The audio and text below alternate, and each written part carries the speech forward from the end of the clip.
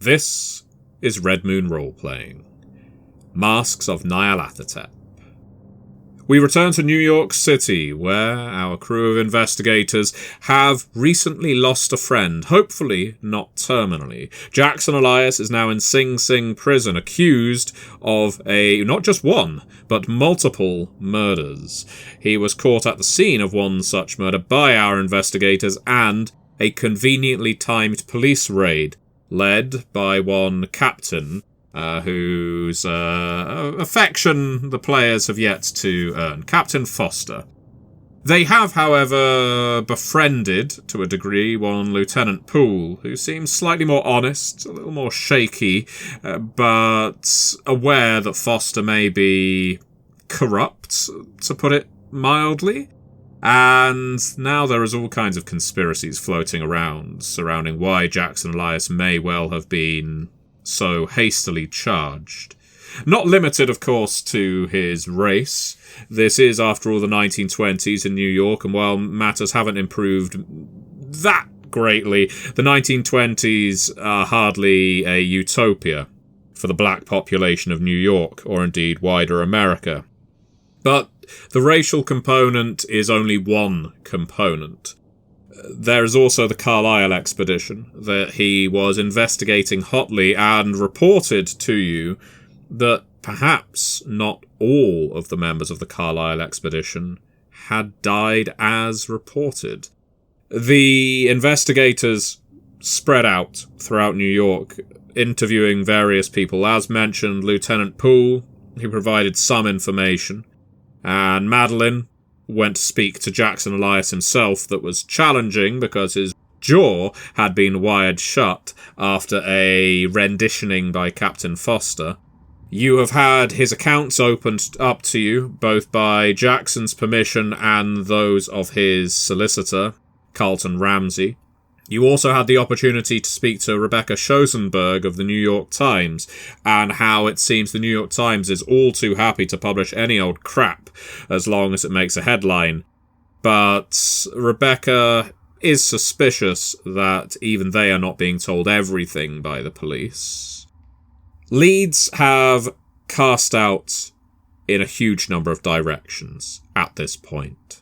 You have the possibility of talking to Erica Carlisle, the sister of the expedition leader, Roger Carlisle. You have the possibility of speaking to folklorist Mordecai Lemming, with whom Jackson Elias appears to have had some association. You also discovered in his belongings a business card for Emerson Imports, an import company on the coastline, and on its reverse, a name in his handwriting. A name of Silas Nkwani, the owner of one Guju House, a store of antiques and African tribal curios. As I say, lots of places you can investigate right now, and this is not the limit. But this is what you have right in front of you. We rejoin our investigators at dinner. It's been a long day. You're not confining yourself to Madeline's flat now. You've decided to take up residence in a small Italian restaurant, Fiume is its name, where the food isn't half bad and they don't discriminate on who they serve. Thankfully, it's a pretty quiet night in Fiume. This entire escapade has made you feel slightly cautious, paranoid even, about large crowds and people who might perhaps be watching you, especially in the case of Jackson Elias, and finding evidence of his guilt. For now, it is the three of you, along with your friend Rupert and his friend Arturo. I think we could break down social convention at this point. Your friend Arturo, all joined at the restaurant table. Red wine, spaghetti, and a bit of time on your hands, but not much. Well, if you ask me... Rupert takes a sip of his wine and then quickly replaces it with a cigarette. This whole thing sounds remarkably like some kind of... What do they say in the pulp novels, Shelley? A fix-up? frame, I think, is the American term for it, yes. A frame, yes. It does, I didn't get to know Jackson quite as well as the rest of you, but he hardly seems the type to be a multiple murderer. I mean, he's not Jack the Ripper, is he? Well, quite. And even if he was, you would think he'd be better about it than killing someone in his own room and then staying in there for long periods of time while he's done it. And then inviting all of us to visit. Yeah, that part didn't make any sense at all. It's clear that this is, as you say, some kind of frame or fix-up. There's just a question of who then is orchestrating that, who is trying to harm Jackson. Madeline is quietly sitting... Well, I'm quietly sitting in my seat, and I was poured a glass of red wine, even though I don't drink, but I'm staring at just the idle glass that's in front of me. Every once in a while, like tipping the stem of it with my pinky nail just to watch the fluid move and resettle. Jackson didn't do it. We know that Jackson didn't do it. That's not ground that we should be covering now. We need to figure out where and what we're going to be doing next. I look up at everyone at that silence. At that, Rupert starts eating. Sorry. No, it's... Honestly, I'm not entirely sure where to start. Partially because we have a lot of threads, but not a lot of commonality. The only thing that seems to have tied all this together is Jackson's investigation into the cult of the Bloody Tongue, I think it was. Ugh, terrible name. Keep eating, Rupert. And somehow this all ties into the Carlisle expedition. I agree. We have several loose threads that we can't see the larger capture on. I think we need to start pulling on threads and start finding those commonalities, those overlaps, and see if we can tie together whatever brought Jackson close enough for them to do this to him. I agree. I have a question, says Arturo. I do not know this Jackson Elias very well at all. But you mentioned this cult of the Bloody Tongue. He is now quite comfortable speaking English in front of all of you. And in front of Rupert. The name. Cult of the Bloody Tongue. It is not a nice name. It is not a welcoming name. Now, I know this is obvious. I know this is, obvious. Yes, that is the word I was looking for. But, and excuse me if this is, and he fumbles a little, and he drops what he was about to say, but then continues. Where I am from, in Mexico, I have encountered many religions. What you might call cults. Small groups, often surrounding family deities, old beliefs, rituals, you know the kind of thing. And what is almost the same throughout is an appealing name. A nice name, a name that makes you feel welcome, and like this cult is a good thing for you. So, but my point, because he can see he's losing some of you, but he's clearly getting enthusiastic because this is the most he's spoken about all of this so far. To call your cult the cult of the Bloody Tongue must mean that the people involved in it are damned maniacs. As in, they, what is it you say, Rupert, full-throatedly believe in what they are doing. That they This is not the welcoming committee. This is not the handout to convince you to join. They would have a name like the gracious wings of heaven or something like that. This is a dark and insidious group, and everyone who is a member knows that anyone who is not one of them is an enemy. When you take a name like that, you are saying, we are convinced that we are right and that blood is necessary, and that anyone who is not with us is weak and expendable. But all I am trying to say is, these are not to be underestimated. These people, if you give yourself a name like this, you are probably comfortable with murder and maiming and who knows what else. Does that make sense? It does, actually. It makes all the sense in the world. Yes, if it would have been something more inviting, they could have called themselves, I don't know, the good friends of the benevolent kindness or something like that. But no, as you say, the bloody tongue, it certainly sends a message. Or something mysterious like the Order of the Silver Twilight. And I just look at him. Yes, that would be something. But it brings to mind, what is that outfit called in Chicago? Murder Incorporated, I think they're called out in Chicago. You know, oh yes, I read about them. Yes, they're very interesting. Very interesting. Assassins for hire, basically.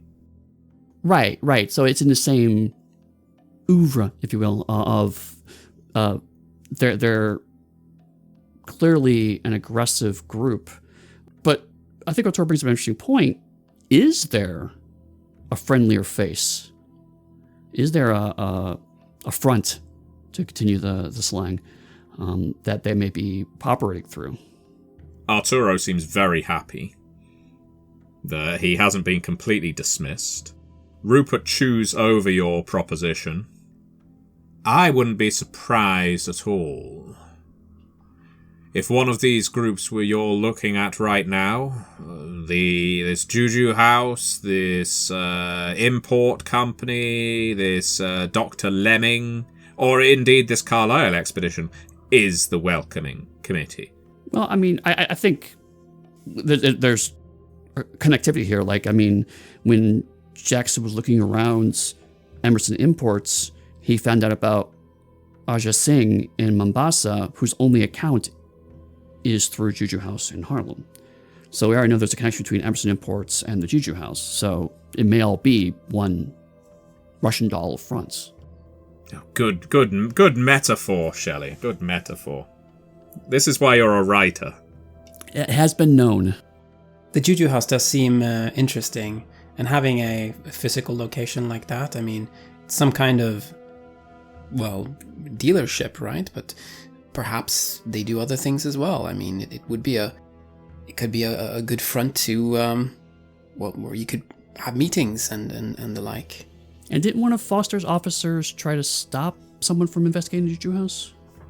That is indeed what happened, Felix. When you were talking to the police officer, Lieutenant Poole, you were told that it was the case that Poole, after being removed from this case, decided he would stake out the Juju house anyway, and his fellow cops essentially arrived on the scene to say, move it, you're done here.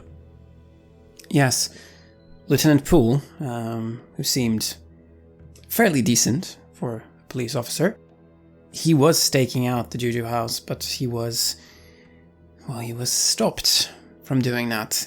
It seemed like, well, people didn't want anyone to look into that, and that is perhaps a good reason for us to check it out. It does seem like the police are involved in this somehow, given what's happened to Jackson.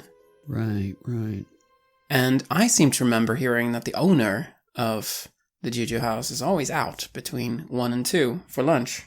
That's right. So What I was thinking was perhaps someone pays a visit there and has a quick look around while no one's there. Tomorrow? Yeah, why not? That is a narrow window of time, Felix. An hour seems like a lot, but you try getting in and out of a small place, and he drifts off a little. With only an hour to spare, that does not give you a lot of wiggle room. You're right. No, I agree. What if we showed up at noon? You say it's consistent, this owner always leaves at 1? That's what they said.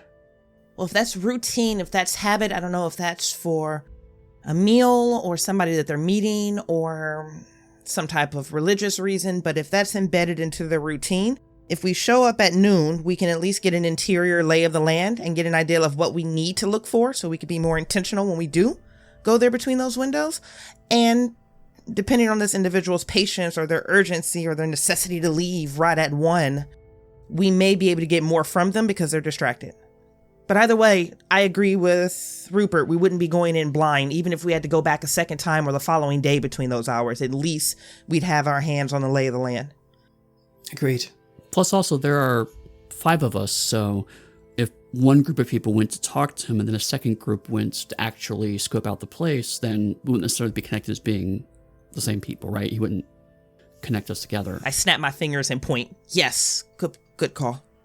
See, says Arturo, but we should think that this Juju house is a place for African history.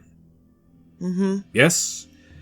There is only one of us who will be able to go in there and draw no immediate eyes of suspicion. If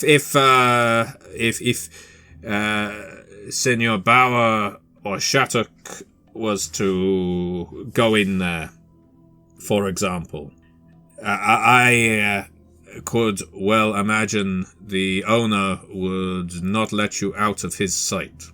That's very true. It certainly is a possibility. I would also argue that a white man walking in and intentionally coming across as obtuse and ignorant would also be dismissed because that's probably something that he's used to. See, I have encountered a lot of that. I'd slowly turn and look at Rupert. I had to do some fumbling around before I picked up the basics of Spanish. Point is that there's a couple different ways that we can go in and not arouse attention.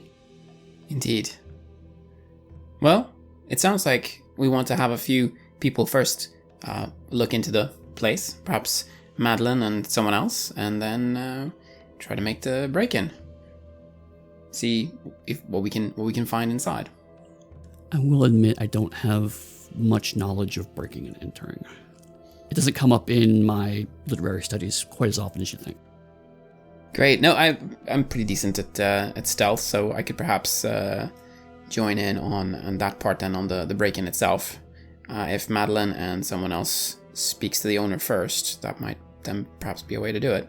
I could also go in armed because, well, we never know what might be there. Might be nothing. Might be something. Okay, then we have a plan. I look at Arturo and I kind of give him one of those sheepish looks and I lift my eyebrows. Breaking and entering is usually in my territory, but if I'm going in first as a friendly and curious blackface, I may be able to set the entry team up for success on my way out the door. It'll just depend on what I see once I get inside. You'll be very welcome to join the entry, of course, as well. 2 for the price of 1. Espionage on the front end and breaking on the back. Okay. And, Shelley, what does that... should we go do the chin wagging with Miss Carlyle while they're doing the, frankly, less glamorous stuff? That may not be a bad idea, actually. Yes, if you could do that, that would be excellent. See what we could learn from Miss Carlyle. And so you enjoy the rest of your dinner, your thoughts are never too far away from whatever hell Jackson is experiencing right now. You can only hope that his solicitor, Carlton Ramsay, was as good as his word, and that he is being kept in solitary, but away from the brutish fists of Captain Foster and others like him. It's difficult to enjoy a nice meal when you know that Jackson is most certainly not. And so the night passes and brings around the morning. Let us start with Shelby Shattuck. Getting in touch with Miss Carlyle at Carlyle House isn't terribly difficult. She lives in Westchester, which is outside of the city itself, but is only a few hours away. You can easily make it there without a great deal of difficulty. The meeting with Miss Carlyle herself is, well, harder. It's easy to get to the estate. It's not necessarily a trivial matter to get a meeting with such a well-to-do lady. Indeed, calling ahead results in you speaking to one Bradley Gray, a partner in the law firm of Dunstan, Whittleby and Gray, who apparently represents her in all matters. And so he is on the telephone to you this morning, Shelby, as Georgiana is looking up at you eagerly while you use the phone. And what exactly is the nature of this business? Yes, I was wanting to talk to Mrs. Carlyle about Miss Carlyle. My apologies, Miss Carlyle. About some of the details of her brother's expedition. A colleague of mine was trying to compile some information about it for a book that we were collectively working on, and unfortunately, he's had to drop off the project, so I wanted to pick up the pieces, as it were, and continue on with that. You hear a sigh on the other end of the phone. Mr. Shattuck, wasn't it? Yes. Mr. Shattuck. Many press outlets have been in touch with Miss Carlyle on multiple occasions, or attempted to be, in order to scandalise the disappearance and death of her brother and his companions, as I'm sure you can imagine. I'm sure. What exactly are your credentials? I actually am working at this more from a historical perspective, because it seems that the scandalized nature of how the press have approached this have dwarfed and obscured the possible historical interest that comes from this. Granted, I am working for a specialized publisher, and so that does mean a slightly smaller potential circulation, but my hope is that smaller, more discreet and select circulation will reach out to people who are genuinely interested in the scientific benefit that came from the expedition and are less concerned with the, let's say, more outre elements of what happened with it. In the background, Rupert says, "Oh, outre, very nice, Shelley, very nice." Let me hand over the figure. Shut up. I see. So, if I were to call around, I would ask various people in the publishing industry, for example, and I would hear the name Shelby Shattuck held only in the highest of esteem. That he is a writer who covers only serious matters in a serious fashion, and, let's say, provides a positive spin on tragic affairs. Well, first of all, I do very much appreciate the assumption that because people talk fondly of writers that I will hear my name spoken in such a way, because that has not been my experience as a writer. No, but you will find that I am represented by Kensington of Prospero House, and that while, yes, I have written some slightly more sensational material, I have recently written a memoir of my explorations to Peru, and so I hope that you will take into consideration that while I would much prefer to focus on more serious and academic materials, the more popular press, frankly, does pay better, and sometimes I do need to subsidize my explorative investigation trips, shall we say. Mr. Shattuck, you do not need to make excuses for how you make a living. In the legal profession, we often have to undertake cases that we would prefer not to. So you understand. To a degree. I still believe that your profession is that of... it would be impolite to say. Nevertheless, I understand, and I appreciate the effort you are making. There are plenty of so-called journalists who have called with an intention of speaking to Miss Carlyle, and the first words out of their mouths are, "How much would it cost for me to get a sit-down with the lady?" You need to understand that Miss Carlyle is not someone who can be bribed with the idea of a cash-down payment, nor a glowing review in the press. She keeps herself to herself and isn't interested in a puff piece. But the idea of a scientific expose, shall we say, of the late Mr. Carlyle's expedition may be of interest. I will speak with her, and I'll tell her verbatim what you have said to me. Is there anything else you could add that you think might stand you in good stead? Your approach to the story, shall we say, knowing that I am simply a conveyance here.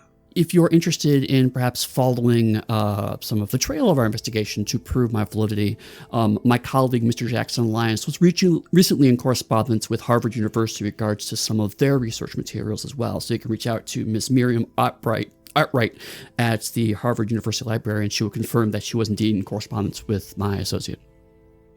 If you want to spend a luck point here, Eddy, he has not heard that Jackson Elias has just been arrested for multiple counts of murder. Yes, I would like to spend that luck point. That is a good point. So here, Eddy, I would like for you to make a persuade or a credit rating roll. This is significant, but I can't tell you why. Can I argue for a literature roll since I'm trying to... my bona fides as a writer? I'll give you that. I'm 88 over 55 regardless. Would you like to spend a luck knowing that a critical failure here will shut you out? Yeah, why not? 50 under 55. 50 under 55 means I will speak with Miss Carlyle and I will call back promptly. Please do not move far away. She can change her mind. I will wait by the phone in eager anticipation. Georgiana remains looking up at you with the phone on the hanger. "Is the call done?" she says, smiling. I think I may be waiting for them to call back. Can you show me what happens when someone calls me? "Oh, I shouldn't," she says, wide-eyed. "If I take the receiver thingy," she says, pointing at the telephone, "off to show you, and then someone tries to call, we won't hear them calling." Oh, well, we don't want that done. So we just need to stand here," she says, nodding, "and just wait. I can get you a drink." Oh, that would be lovely. Do you have some lemonade, maybe? She runs off. "Oh, grab me one, won't you?" Rupert is in Madeline's apartment. He hasn't exited. He just shouts up. There is a call back. It occurs more promptly than perhaps you were expecting. "Mr. Shattuck?" "Good. This is Mr. Gray. Your request for a meeting with Miss Carlyle has been accepted. There are a couple of caveats. Okay. You will have company. It will not just be the two of you. Miss Carlyle likes to keep her bodyguards and manservants at close hand in case anything should go awry. She is a wealthy lady, and there are many people who have tried to get close to her who really shouldn't. However, they will not be listening to your conversation, at least so far as the detail. Also, things that she will not want to mention. She will not want to discuss her dead brother. She is not interested in discussing her business. She is also not interested in talking about... Let me see. He's rifling through some paperwork. I'm sorry, the list changes. I understand. She refuses to be questioned in public places, so you will be expected to come to the Carlyle estate. And finally, do not ask her for any money. All perfectly reasonable requests. Excellent. If you take the train, it will take you a few hours, but we'll send you a car. And it should only take you about an hour. I look forward to it. Along the Hudson. Thank you very much for all your work, Mr. Gray. Where are you? And you give the address in Harlem, or are you going to find somewhere slightly more upscale? I say, I do. It's a good point. I do have an errand to run, so how about you meet me at, and rattles off one of the hotels. Okay. Good call. The Chelsea Hotel. We'll send the car. And the call is over. Now, is it your intention, Shelby, to go with Rupert or Arturo, or do you think you can handle this by yourself? Or, indeed, do you think it is wiser to handle this by yourself? It is entirely your choice. So, normally I would probably try to handle myself, but one thing I do know about rich Americans is they love hanging out with British people. So I'll probably bring Rupert with me. Oh, jolly good. Arturo, make yourself useful around here. Arturo gives him a withering look. Arturo, you could do whatever you'd like, within legal reason, obviously. Yes, I am not the cleaner of Miss Hopper's apartment. That wasn't what I was saying. Why don't you go speak with what was that funny name? Dr. Lemming. You want me to speak to Dr. Lemming by myself? I don't see why not, Shelley. Arturo, I think you're extremely eloquent and handle it if you like to. I will try to arrange an appointment and we will see how the day goes. That's good. Jolly good. And Shelby gives him a quick hug and a kiss on the cheek. See, you're fitting right in New York City. That's what we all do here. Always have to make ourselves useful. They don't like idlers in this city, that's for sure. I've never quite fit in. And as you wait for your car, we will now go to the Guju house, where Madeline and Felix are about to enter. Felix, what exactly is our cover story for going in here, Rael? And how much are we forward-facing, if anything? Yes, that is a good question. I mean, it's a place that sells antiquities of a very special kind. Now, I could perhaps be some kind of collector or be interested in, well, yes, being interested in adding it to my collection, something along those lines. Or do you have any ideas, any reason why you might be interested in it? I close my eyes for a moment as we're walking and I'm processing as we go through.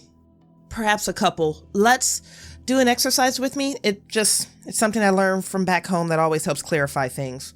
What is our ultimate objective for right now, before the breaking and entering? What is our goal right now? And then maybe we can back into it if we can see that clearly. Well, what we would like to achieve from all this is, of course, to find something that indicates what is going on at this Guju house and how it is connected to everything that's happening. Some form of, documents or manifest or something that details what is being shipped back and forth, and perhaps if there's some kind of cult activity happening on location, that too could be interesting, right? So what we would need is to just get ourselves into the, normally off-limits areas, the office, whatever they might have in the back there, and start going through documents. That's what I would think, at least. What do you think? No, this is good. And my hands are doing the thing where they're spiraling around each other on my chest. I'm talking while I'm walking and my hands are spinning. No, this is good. So ultimate goals, at least for this portion of the investigation, before we start going through the 1 to 2 o'clock hour, is we're looking for ties to the Cult of the Bloody Tongue. We're looking for additional ties to, and then I'm just going to start listing off the clues that we have just to kind of better give us some directionality. So that's where our questions or our inquiries or our observation needs to be, at least from this walkabout that we're going to do. That feels right, yes? Yes, indeed. Are we using our names? Do we want to take that risk? No, I think we should go with some names that we've come up with. I could be a German collector. I could be looking to add these to a collection of a museum in Germany, for example. That could be something. No, that would work. If you are the money and the collector, maybe you have me as the spotter in the eyes or the authenticator. Yes, exactly. You know the area. You're American. It's perfect. Okay. And I take a deep, shuddering breath. By the time I release it, it feels much calmer. We have some directionality. I feel good about this plan. Okay. Well, this African art emporium is in Harlem. It's still a distance away. Harlem is not small. One Ransom Court is a cluttered alley off West 137th Street, east of Lenox Avenue. There's a short alley that opens into a 20-foot square court, Ransom Court. The only doors from the court are those of the Guju house and the back door of another commercial enterprise, though based on the shutters over the windows, it would appear that it's abandoned, whatever business it was. The joint is wedged between tenement buildings. There's tenements all surrounding Ransom Court, and many windows overlook it. Locals, even at this early hour, are leaning out of windows, hanging out their washing, calling across the court to each other. There is a communal atmosphere here. Everyone knows everyone else, and the attitude isn't bleak, far from it. It's, calling after each other. How was your night? When are you heading out to work this morning? Do you have any work this morning?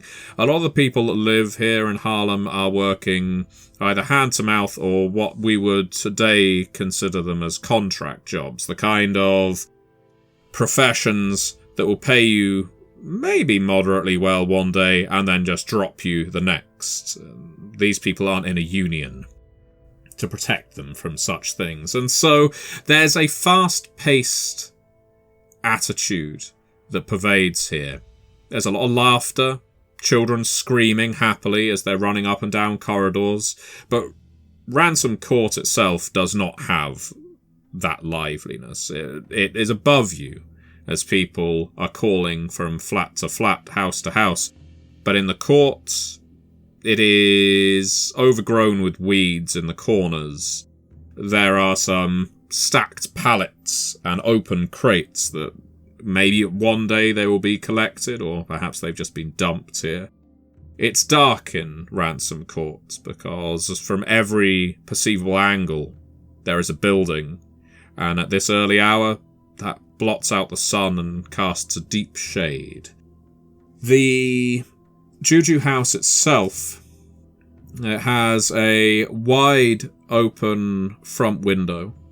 Actually, I'll say that again. It has a wide shop front window, a display window, you could say, and a glass door. Both are curtained, so the interior of the shop cannot be seen. But in the display window, on the other side of the curtain, are, well, from what you can tell from this vantage, genuine pieces of African art. According to the handwritten card propped up in the bottom corner of the window, shop hours are 9 a.m. to 5 p.m. Closed on Sundays, with lunch between 12 and 1. It is 9 a.m. as you arrive. Interesting. I'm looking at that, and then the lunchtime there, I thought it was 1 to 2. 12 to 1. It's quite possible there's more than one person who works here. Interesting. Interesting indeed. That might be a problem. I mean, it would make sense, of course, if there's someone always here. I'd hoped that the place would be empty, though. That would certainly make things easier. Now I'll look to Madeline. There's a slight dissonance when you look to Madeline, as I am already falling into the role as I'm your guard and not your colleague. So there's a slight distance between us. There's an impatience that I'm wearing on my shoulders and my elbows and my arms across my chest. Almost as if, like, if we can get this moment of our lives over, we can get to the next one, and then I can continue on about my day. Are you ready to go in, sir? Certainly. And I will let you know that I'm going to be posing as John Schneider, who's assistant to the curator of the Düsseldorf Stadtmuseum. And I'm here to inquire about some pieces for an exhibition on African art. It's very wide African art. It's not specifically about any particular culture, just African art in a very, very typical way. And I am able to do that wince at the corner of my eyes, as if that is just like the most appalling thing I've heard today. But we're also going to move on with this moment. So I'm already falling into that role with you, but you can't I can't hide the smile, the genuine smile that's still going to break through just at how much he adores you in every moment. So I'm going to move to the door and I'm going to swing it open. And I'm immediately going to look to see who's inside and also what's inside. The telltale sounds of the ding-a-ling-a-ling bell over the shop front door means that there is not going to be a silent entry. Not that that was the intention this early morning either. The shop itself is dirty, dusty, and piled with African tribal artifacts and bric-a-brac, to put it kindly. Devil masks, leather-headed drums, stuffed model giraffes, carved wildebeests, doll hand weapons intended for display, ivory warthogs, and so on. It is fair to describe the shop as having an oppressive, uneasy feel to it.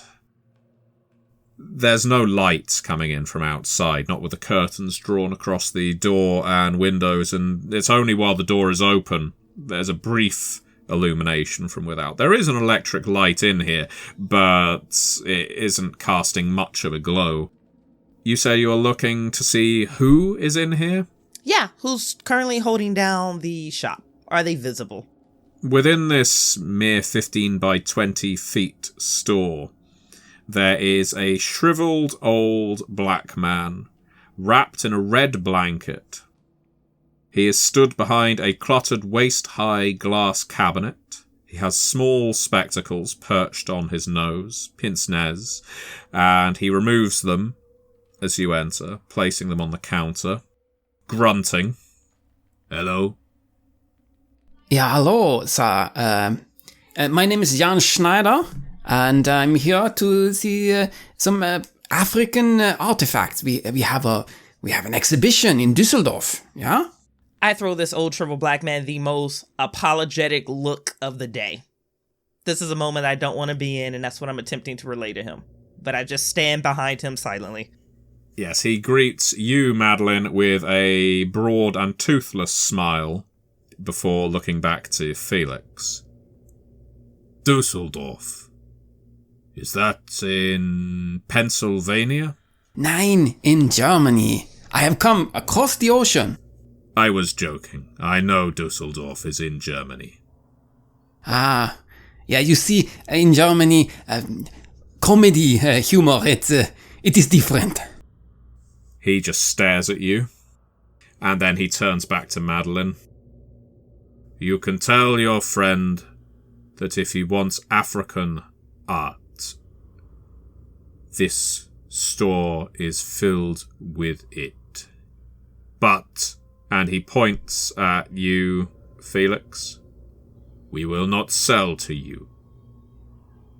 We will sell to her. And I look shocked.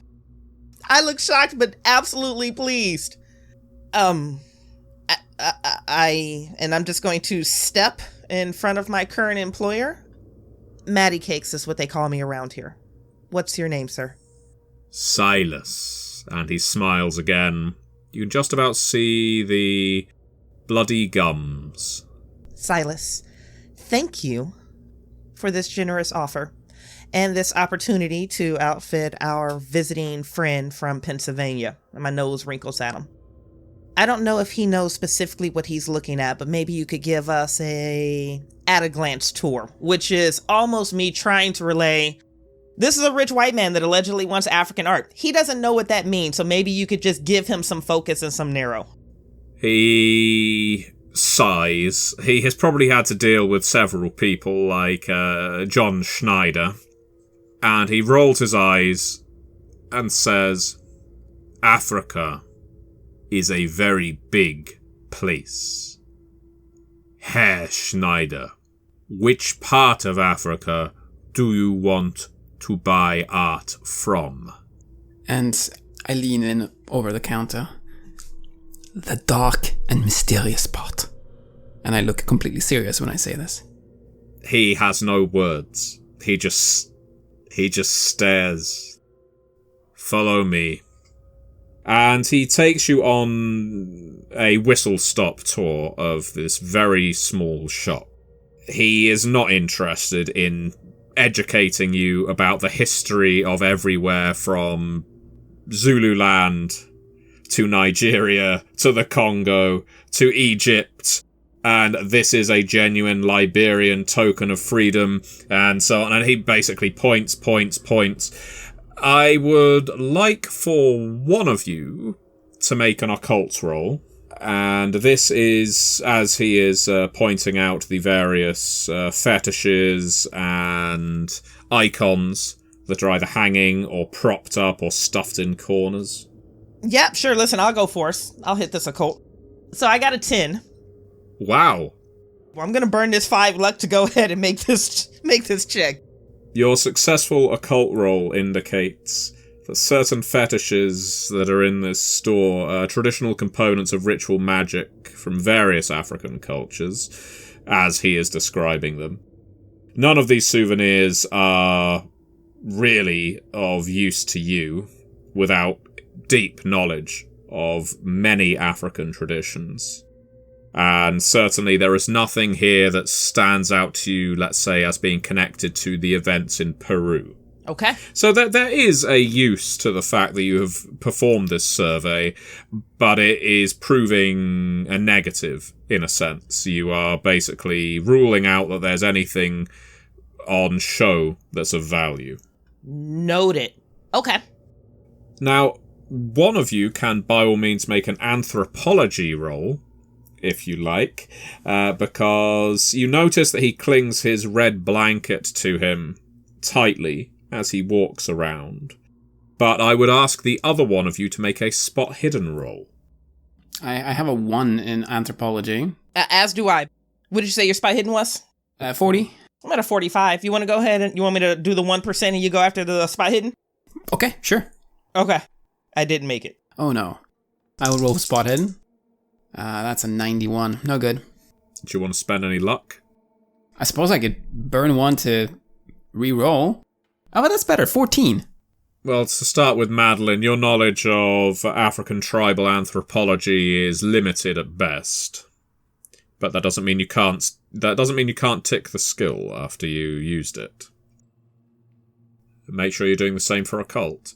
As for Felix, as he leans forward to pick up a mask that he recites as being something to do with the Maciej culture, he leans forward and a leather thong hangs around his neck with a key dangling from it.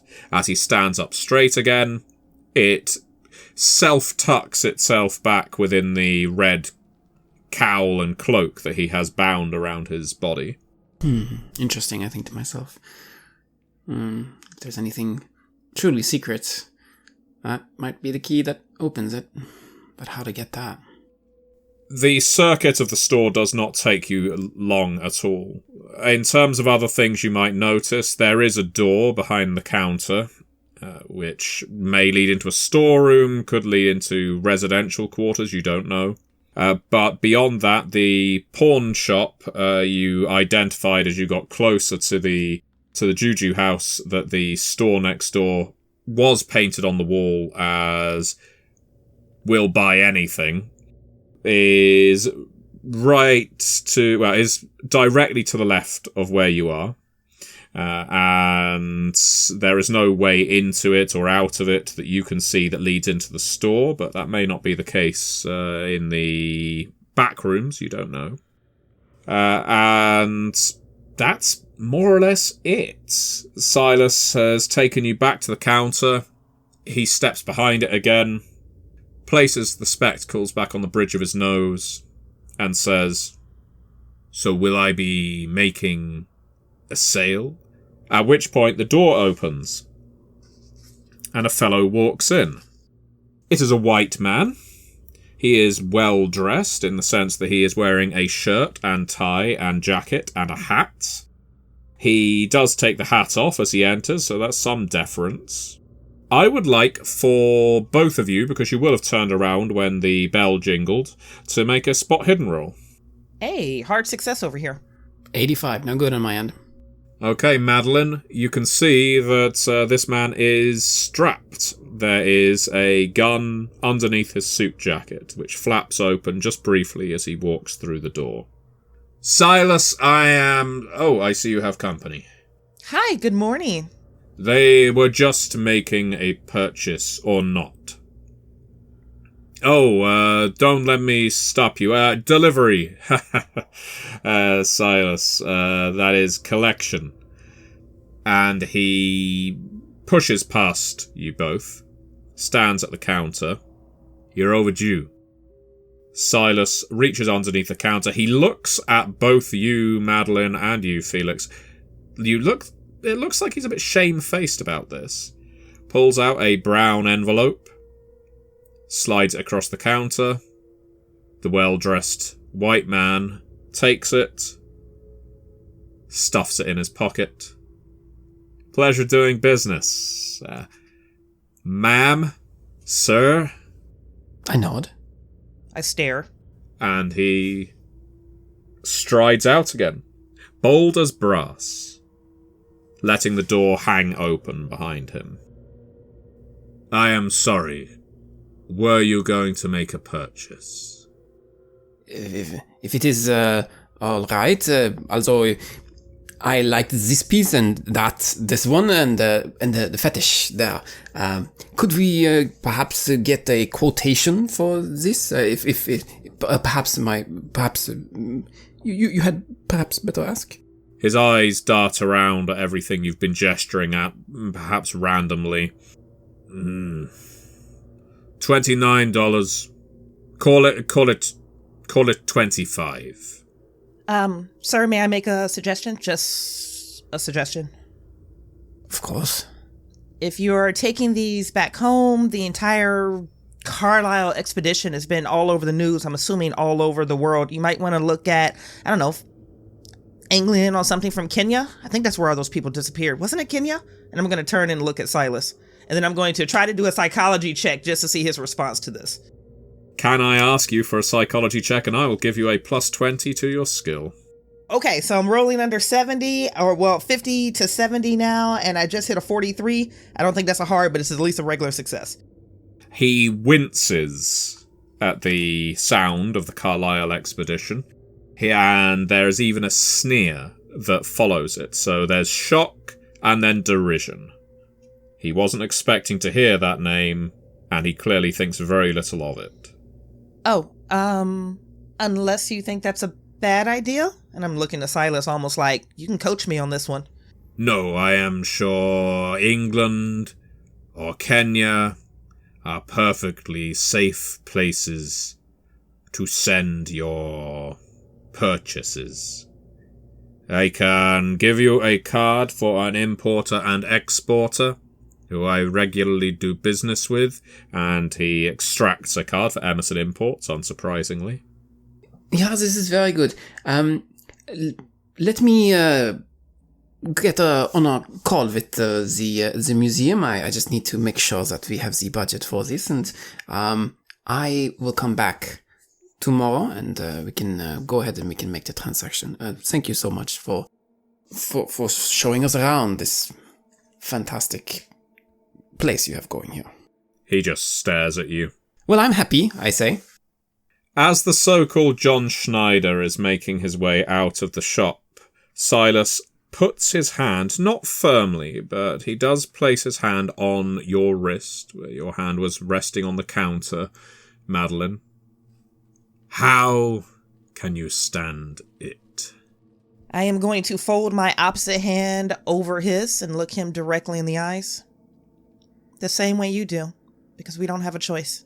How long has the brown paper bag situation been going on? Forget you saw that. Okay. But if you want to fight back, some of us meet at Fat Maybell's across the street on 139th and 6th. Every evening, we meet, we talk, we plan, and one day we will act. My eyes are intensely fastened on his with a mixture of curiosity, open concern. I'm not even trying to hide it. It's curiosity, open concern, and just that almost unbridled desire to know more. Thank you for the invitation. And thank you for your patience. I'm going to roll my eyes in total exhaustion of this German man that I have just picked up on the street. Hopefully I'll see you at Fat Maybell soon. You were there recently? Do you go every night? Whenever work and other obligations allow. I nod. How will I know where they are if you're not there? Look for the group. At this he smiles again. And to your surprise, Madeline, you can see teeth in his mouth now, as he grins. Look for the group of very angry black men. And this is where we shall end our session.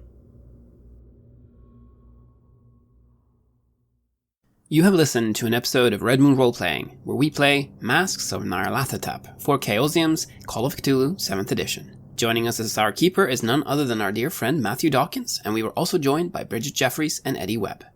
The music was made by Aegersonus and Halgrath, and we've also used Cryochamber's Lovecraftian compilation albums. All of this with the permission of Cryochamber. Check out their website at cryochamber.bandcamp.com or their YouTube channel for some moody dark ambient for your gaming table.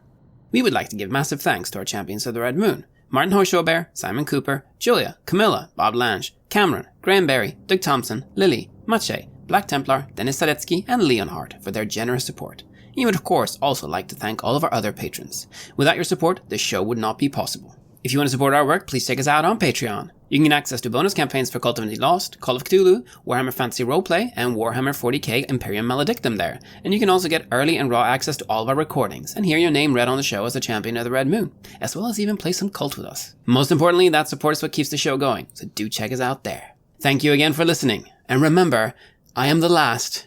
I will tell the audient void.